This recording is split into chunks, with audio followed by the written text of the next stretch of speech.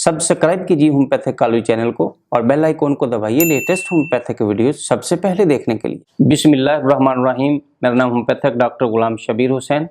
आज मैं आपके लिए एक ऐसी वीडियो लेके आ रहा हूँ जिसमें दस्त और असहाल के बारे में बताऊंगा और इसका इलाज बायोकेमिक मेडिसिन में आपको बताऊंगा। इससे पहले कि मैं आपको बायोकेमिक में दस्त और असहाल का इलाज और इसकी अलामत बताऊं, आप मेरे इस चैनल को सब्सक्राइब कर लीजिएगा।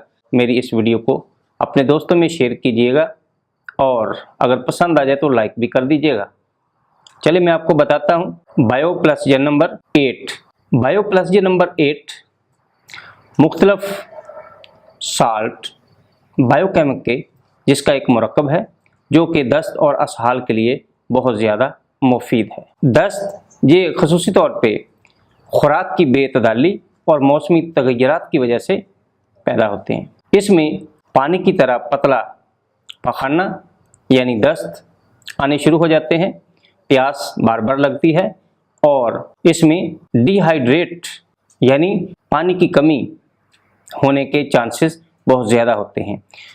तो जब ये अलामत मरीज़ में पाई जाएं तो उस वक़्त आप बायोप्लसजन 8 का इस्तेमाल करवा के मरीज़ को फ़ायदा दे सकते हैं। इसके अलावा मरीज़ में बहुत ज़्यादा कमज़ोरी भी पाई जाती है और उनका रंग जो है वो पीला हो जाता है और कमज़ोरी, नकाहत, भूख का गायब हो जाना और बाज़ इसके साथ साथ वॉमिटिंग यानी उल्टी भी आना शुरू हो जाती है।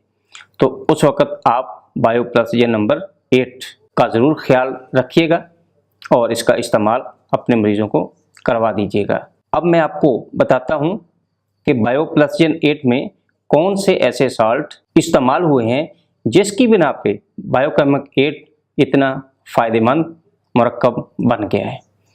तो आइए मैं आपको बताता हूं कि जो मेडिसिन, जो साल्ट बायोकेमिक 8 में इस्तेमाल होते हैं उसमें नंबर 1 कलकेरिया फास, नंबर 2 कालीफास, नंबर 3 फेरम फास, नंबर 4 काली सल्फ और नंबर 5 नेटम सल्फ।